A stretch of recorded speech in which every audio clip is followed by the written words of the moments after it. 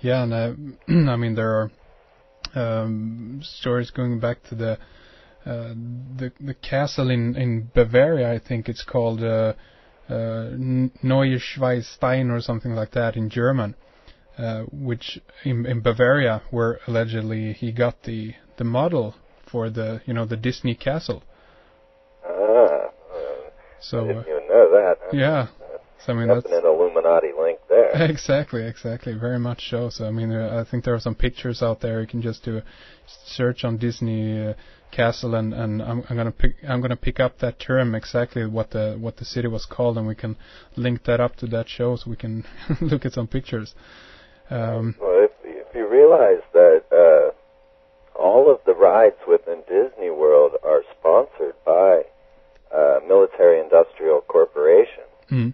And that a great number of these military-industrial corporations are owned by Freemasons, such as David Sarnoff of RCA, which is Space Mountain. Mm. Now, he is a high-ranking Freemason, and I'm certain if we went through each of the corporations that own a ride within Disney World that are programming the minds of children. Yeah.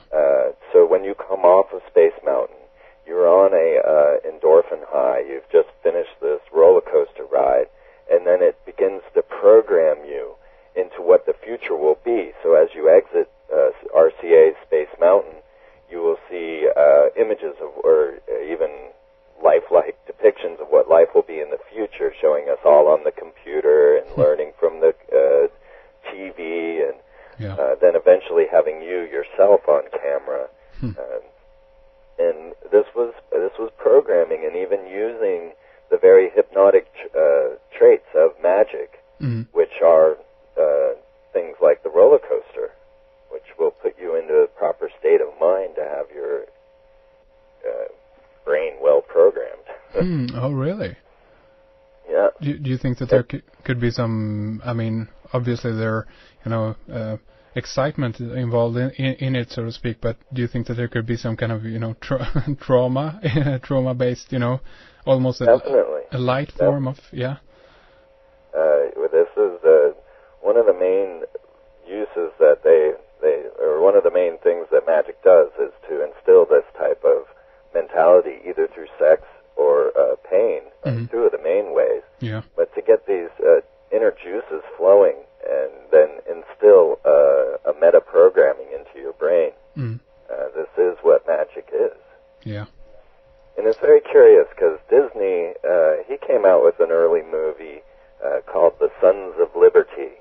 Of course, Liberty is Columbia, which is their goddess, and most people don't recognize all the connections to Columbia. And you got, of course, Columbia Broadcasting and Columbia Pictures. But his Sons of Liberty was a coded Freemasonic story. Yeah. It was all the tale of when they dumped the tea into the water for the Great Tea Party that we had here in America, which was actually a Freemasonic event where they came out of their lodge dressed as Native Americans and staged this event. Yeah. You'll find that much of our reality doesn't escape Hollywood too much. A lot of it is very much crafted, like the Shock and Awe event and 911. These are all just motion pictures that are happening live in front of us. And the Boston Tea Party was when the guys dressed up as Indians, I guess, or yes. Yeah. And never once did Disney mention that they were Freemasons, but he glorified the Freemasons through the story, much as Mel Gibson does in his movies, such as Braveheart, where it's actually the story of the arrival of the Templars and the beginning of Freemasonry as they met with Robert the Bruce there. And, this was the origins of Freemasonry told through Braveheart, and then the origins of America through The Patriot. And most of Mel Gibson's directed films are coded Freemason films. And interestingly enough, in Orlando, there where Disney World is, they were filming Lethal Weapon, and I was there watching. And they were going to blow up City Hall in Orlando, and I was like, well, I want to watch City Hall come down. I was sitting about a block away when they blew up City Hall for Lethal Weapon 3, which they had actually put a corporate name on it, so you didn't know it was Orlando City Hall. Mm-hmm. The curious factor is that after they'd blown up City Hall, they erected this horrible neo-Gothic building to replace it, the new City Hall of Orlando. And in front of it, they erected this large thing that people were comparing to a large asparagus, but what I recognized as another phallic symbol. Yep. And of course, just to make sure that you knew this, right next to it is two humps with gushing water to symbolize the feminine. Ah. And people were really complaining about the amount of money that the Orlando government had spent on this large phallus, not really realizing what it meant. But it was actually a symbol of Orlando being the first point of light in the 1,000-point-of-light system of HW. Ah. So you see how Hollywood and our governments are all intertwined and mingled, and no one's really seeing this. Very interesting.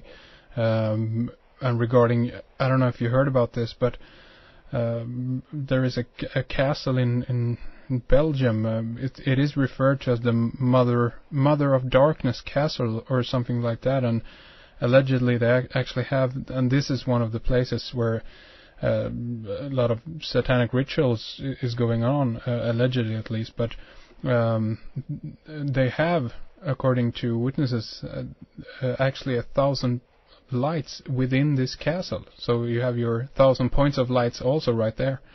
Exactly. So yes, that's exactly what we're dealing with here. Yeah. And there are certainly connections there with blood rituals. Yep. And some of the darker aspects of magic. Exactly. And we, of course, had Kent Daniel Bunkowski on recently talking about the Eyes Wide Shut, and that, of course, is, again connects with what we're talking about here very much. Yes, that is definitely one of the more overt movies on this type of topic. Yeah. Sure. Yeah. Disney now comes out with the more overt version of National Treasure, which, of course, is you've heard of H.R. 33, where we're getting Freemason Day to honor all these great magicians that have manipulated our reality. Yeah, yeah. And of course, that's going to fall on St. John's Day because the St. John's are very important to Freemasonry. Is this connected with John the Baptist and John the Revelator? Yes, exactly. Yeah. We find that these connections go back into earlier mythos, and we'll discover some more of this connection through looking at other movies. Yeah. I mean, it's just astounding how much of this is. I mean, did you realize that Batman, Bruce Wayne, in the story back in the early 70s, his great-grandfather was said to have founded Skull and Bones in the Batman mythos. Oh, really? Yes, and it turned out, guess what? Episode 33. I'm not kidding. Oh, my God. I mean, there was some weird stuff going on in that movie, the angles and the colors and the dancing. Yeah. Some really weird stuff there. It's amazing. Yeah. One other thing, obviously, that comes to mind is, I don't know if you want to get into this right away, but maybe we could talk about Alan Lee a little bit. Oh, no, sorry, not Alan Lee. Alan Moore. I'm confusing the two. Alan Moore. Alan Moore is got to be the most influential Hollywood and comic book writer. I think he has as much influence on the 20th century and 21st century as Aleister Crowley did in the 18th, 19th century. Yeah. Really, Alan Moore has astounded me because all of his movies are based on Freemasonry. And one of the very curious things now, just to jump over real quick to some of what we're looking at as far as programming and trying to figure out whether or not this is trauma-based mind control events or whether it's simply people following what has been programmed into them by Hollywood. We jump back to the whole columbine is a five-pointed flower, which is in connection with our goddess Columbia. Etymologically, she is connected with the columbine. Mm. So we've got the goddess connection again. You know, how many times is this going to come up? Well, it turns out when this Columbine shooting happened, I said kind of jokingly, well, they should pull Leonardo DiCaprio out in the streets and flog him publicly. Well, it turns out that's exactly what they did, because this was the exact scenario of his movie, The Basketball Diaries. Yeah. Right down to the black trench coat and the shotgun. And so, is this a trigger that sets off these mind-controlled slaves? Yeah. Which is the most likely, due to the fact that we do find all these connections of the mind-controlled slaves in Hollywood, or is it somebody simply acting out what they saw? I think that's less likely, due to the type of event that it was and the anti-Christian bashing that occurred during this whole event. I really feel that it was a trigger, that this movie did trigger. So when we get to Alan Moore, I'm sitting in a movie theater, and I was just really getting into corporate logos, really getting my foundation set to explain what all these corporate logos are meaning. And all of a sudden, a preview comes up, and there's a giant golden compass, square, and G on the screen. And I'm thinking, oh, my God. You know, this is the first time I had really seen it overtly on the screen. Yeah. And I'm like, what is going on? And I see the story start to unfold as the preview goes on, and I recognize this old conspiracy theory. Now, anybody that studied Freemasonry for as long as I have knows this tale of Jack the Ripper being accused of being a Freemason. Yeah, sure. And the whole story of Jabella, Jabello, and Jabellum being referenced to the words left on the wall that the constable washed off. Yeah. So I knew the story already, and I'm thinking, oh my God, you know, why are they promoting this idea that you can be a ritual murderer if you are a Freemason? I thought to myself, and I just, you know, as I do, I just put the little codes together. I never really know the results, but I toss out the ideas that I get, and I say, well, they must be needing another Ripper.